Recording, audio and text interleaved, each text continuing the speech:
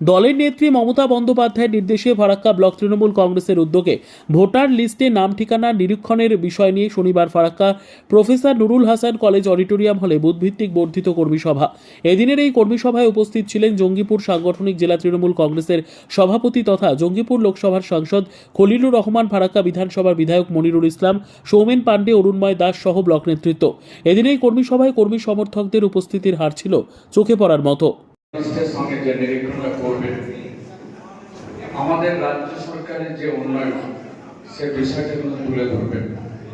আমার কাছে দু চারটা পুস্তিকা আছে, আমি তার মধ্যে থেকে দিয়ে দেবো আর কি আমাদের বিধায়ককে, তাহলে আপনাদের গোচরে দিয়ে দেবেন আর কি যে আমাদের রাজ্য সরকারের কি কি উন্নয়ন হচ্ছে।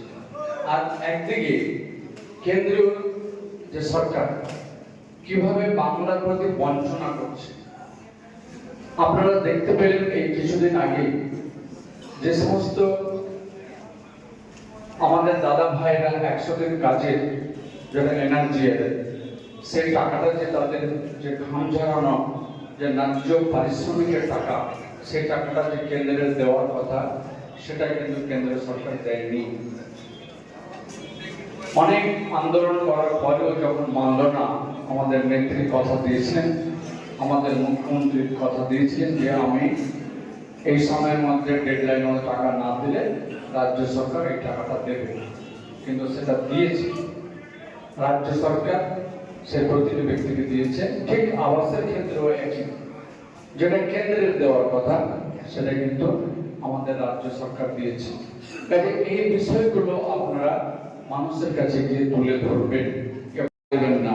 আমাদের নেত্রী মমতা ব্যানার্জি কাজে এই তৃণমূল যে জোড়া ফুলের উপরে ঘাসের উপরে যে জোড়া ফুল যে আমাদের প্রতি আমাদের লোক চোখ একদম অক্ষ ওইখানে থাকবে। যেমন আপনারা চেকিং ভেরিফিকেশন করবেন, ঠিক তেমনটাই পাশাপাশি আলাপ সেই কর্মী সভাতে আমাদের রাজ্যের আমাদের পার্টির জননেত্রী, বাংলার জননেত্রী মমতা ব্যানার্জির যে সমস্ত ভোটার লিস্টে যে ভুয়া ভোটারকে লক্ষ্য রেখে তিনি বলেছেন আর কি, সেটাকে আমাদের দেখে নেওয়া দরকার, যেন সঠিক ভোটার যেন ভোটার লিস্টে থাকে, ভুয়া ভোটার যেন না থাকে, সেই বিষয়টাকে আমাদের লক্ষ্য রাখার জন্য যে নির্দেশ দিয়েছেন সেটাকে লক্ষ্য রেখে আজকে এই বর্ধিত সভা।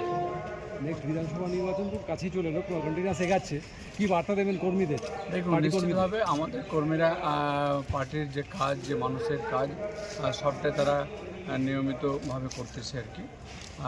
আমরা ভোটের জন্য প্রস্তুত আছি বলতে পারি।